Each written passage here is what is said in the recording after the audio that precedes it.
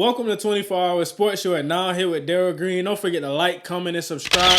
Today I'll be going into my 5 biggest takeaways coming out of NBA opening week. And the first thing, I have to touch on the Los Angeles Lakers. I have to because I'm tired of seeing it. Like I said, going back to that scratched up CD analogy that I used, that's a scratched up CD with rust. They keep putting the CD in the system, they keep playing it, and every time they get an error, it's not working. That's not a good team, and I don't ever see it working. They shot 20%. The Lakers shot 45 threes and made 9 of them. They shot 20% from the field, and yet they were still in the game because the Clippers didn't play much better either. They shot less than 70% from the free throw line, and that's horrible. So when we look at the fact that the Lakers don't have any spacing, they don't have great shooters, they're struggling. Yes, they play some good defense. Yes, they forced 20-plus turnovers by the Clippers, but offensively, it's not a good fit. They can't space the floor, and when you have AD and LeBron, you need floor spacing. So my thing is, like I said, I'm putting the blame on Rob Pelinka. Rob Pelinka, you have to pull the plug. You have to make a move. I don't care if you had the first overall pick to the 60th overall pick. You're not drafting the next LeBron. I don't care if you draft Victor Wembanyama, Scoot Henderson, you're not drafting the next LeBron. So with that being said, you have to use LeBron to the best of his ability while you have him now. You can't waste his last few years in the league. This is a guy who, if you put the right team around him, you will be in the championship contention. So you're wasting your time. You're wasting Lakers fans' time. You're wasting everybody's time. You need to pull the plug. Something has to happen with Russ. Like I said, give those picks up. Make that move. Still call and see if they're willing to give up Buddy Hield and Miles Turner because you need spacing. You need something. You also need another big to pair with AD because when you look at the stats, they got out-rebounded by 20 rebounds. What is that? You got Zubac out-rebounding Anthony Davis. Anthony Davis is an elite level player capable of way better things than what he's performing on the court. So I'm expecting more out of the Lakers. Like I said, Rob Pelinka, you're on the clock. Your time is ticking. Pull the plug on Russ because it's not working. Going into my second takeaway, I think it's time to start putting Ja Morant is that best point guard conversation. I really think it's time to start considering him. I don't want to put him ahead of Curry, but right now, if I had to win a game, I wouldn't say it's that far of a gap. I think Ja Morant played exceptional. We look at last night, 49 points.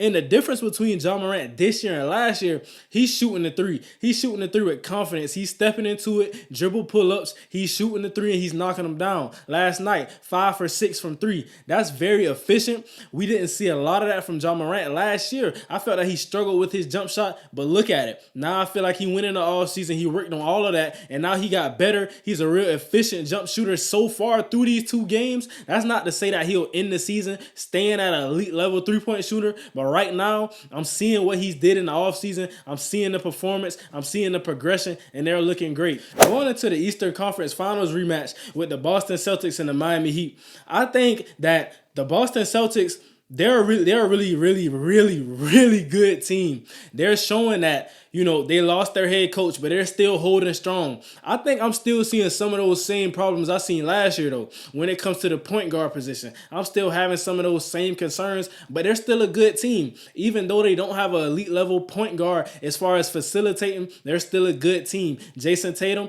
came back. He's looking like that all-NBA player that he was. Jaylen Brown, the perfect Robin to the Batman. So that team is looking really good, but I think the Heat, we really had a chance to win that game. The reason when Bam Adebayo got in foul trouble, then everything started to go left. They made a big run because when you look at it, we came back. We were up by 2 in the third quarter. Then Bam Adebayo got in foul trouble. They got a run, and we couldn't really never get back out of that hole. So right now, my Eastern Conference contenders, I have Milwaukee, I have Boston, and I have Miami. I wanted to put Philly in there, but that's going into my next topic. Going into Philly, I am very disappointed with what I'm seeing. I told you. James Harden is motivated right now. We're seeing a James Harden that we've seen, when he was dominating at his peak. And I think the problem with the Sixers right now, they just need more time. They need more time. These two, Joel Embiid and James Harden, haven't been playing together for that long. We have to remember that. And also Tyrese Maxey, that's another guy who's coming on as a star in this league. So they got to figure out how to get all those guys touches without anybody running cold, without anybody being passive. There's a way that all three of those guys can eat on that team. And I think that's what Doc Rivers has to work on, and they'll end up finding that because James Harden, a lot of people said they want to see him score. They felt like he was too passive, trying to play pure point guard. They want to see old James where he facilitates and scores. But when you ask for him to facilitate and score, that's taken away from some of Embiid shots. That's taken away from some of Maxey's shots. And then you also know we have Tobias Harris. So I think it's just a way of finding that mesh, finding that chemistry as they get into the season, and then I think we will start to see them win games. But right now, it's not looking good. Embiid had a scoreless second half in the last game. That's not something you can have as the best center in the NBA. So, like I said, they just have to implement that game plan better. Embiid has to find ways to be dominant. Although he's getting doubled every time he gets the ball in the post, he still has to find a way to score, find a way to beat the defense, and be efficient.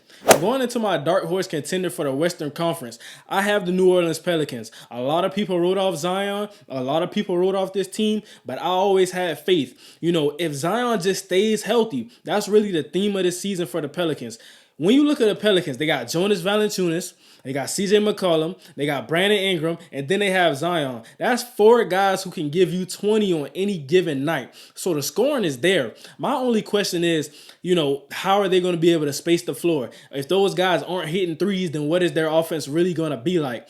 That's my only concern with that team. Their 3-point shooting, but I feel like that's something they can work through and work with. Brandon Ingram, decent 3-point shooter. CJ McCollum, we know he's a sniper. So I think that team, I think they can work through that. But that's my dark horse team. And when we really look at it, if Zion was playing last year, I'm not so sure that the Suns even beat them in that series because Jose Alvarado, all of those guys, they really made a push towards the Suns.